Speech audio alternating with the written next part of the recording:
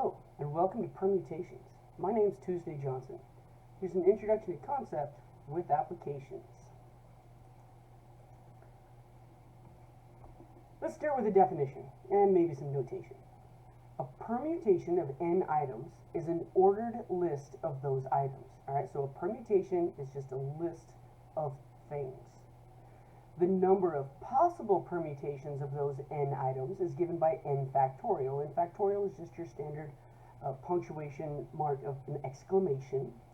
N factorial, and it means you take n and you multiply it by every positive integer lower than it, all the way down to 1. Now, there are certain notations that we have to consider, and the fact that 0 factorial is 1 is a little weird.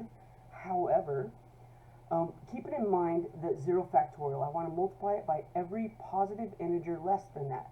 I can't. So if I was making an ordered list of the ways I could write 0 multiplied by everything lower than it, the only thing on that list is I can't. And that's one thing. So 0 factorial is 1 because there's only one way that we can permute 0 things, and that is that we count. We can't. Ooh, we can't count that. So what is this really?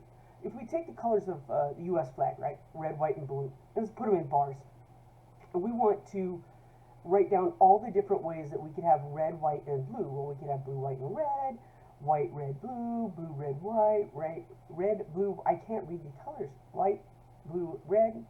You see where I'm going with this? And every time, here's a red, white, blue. Here's a red, blue, white. Blue, white, red, blue, red, white. See, there's some order to this. White, red, blue, white, blue, red. And so we get all 6 of them. And if we have 3 colors, 3 times 2 times 1 is 6. So we know these are the only ways we could list the colors, red, white, and blue, where order matters. Order matters. There's only 6 different ways. All right, let's look at another definition of permutations. A permutation of n items taken r at a time is an ordered list of r items chosen from a set of n items. Now that's totally mathy definition here, so let's break it down. I think of this like running a race. I think of it like the Olympics. N items. This is how many athletes we have in the race. All right, this is our total. This is our have. R items. All right, so we're taking r at a time. So n is how many we have. R is how many we want to pay attention to. So in the finals of the 100-meter dash in the Olympics, we'll have 12 runners. We care about the top 3. Only the top 3 will get medals. So how many we have and how many we want, that n r. And our notation for it uses the factorial that we just saw. The number of permutations of n items taken r at a time is given by p of n comma r, p of have comma want, which equals n factorial over n minus r factorial. This factorial does not distribute. You must do the parentheses before you do the factorial. And this does have a simplification, and you can see it typed out for you here. I wouldn't necessarily memorize that. I'm going to show you how that works in our next example. Okay, so the UTEP track team has decided to create their 800-meter relay team based on the 4 fastest runners in the 200-meter. This is not how this is done, but for the sake of a math class, let's give it a shot. If there are 7 athletes competing for the positions, and how many different ways can the top 4 finish? Well, we have 7 athletes, and we want to choose 4, and they have to be in order. Since they have to be in order, we're going to use permutations. We have 7, so 7 equals n, and we want 4, so n equals 4, r equals 4. Permutations of 7 athletes, we want the top 4 is equal to 7 factorial over 7 minus 4 factorial. Remember, the factorial does not distribute, so make sure you simplify your parentheses first. 7 factorial over 3 factorial. And you can pop that into a calculator right now. Some calculators even will show you how to can do this for you. I might do a separate video on those. Now I have to since I've said it, so I will. But 7 factorial, what is that? That's 7 times 6 times 5 times 4 times 3 times 2 times 1.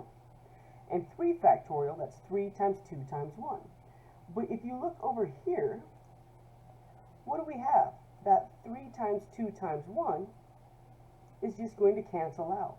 This is n multiplied by everything to n minus r plus 1. Alright, so 7 minus 4 is 3 plus 1. So if you want to use that other formula, that's where it comes from. I also like to think of this as we want 4 places.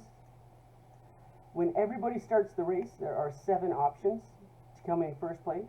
After that first person has crossed the line, there are now 6 options for second place. 5, 4, and then the other 3 athletes, sorry, you did a great job, oh, they're not going to be on the team. Right, so you could think of this in terms of the formula, or you could kind of reason your way through it and you're going to get the same answer. And that answer is, let me clear this out here. I forgot something very important while I was writing there.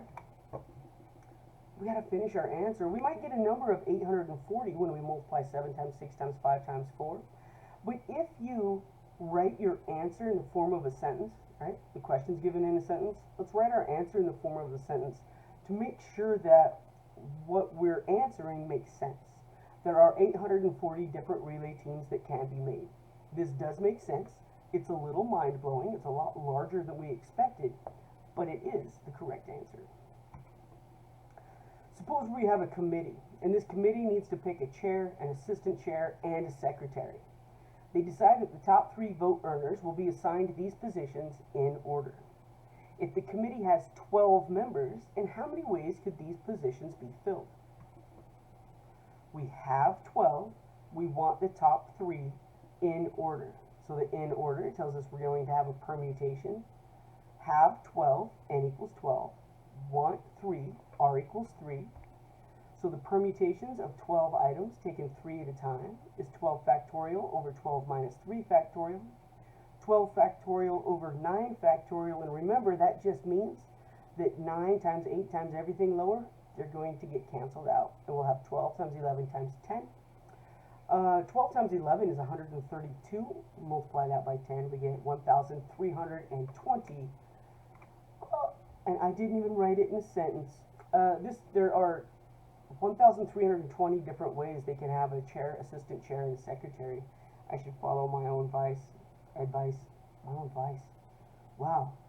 Normally I would record this again, but I'm in a mood just to let you have a little giggle here and there.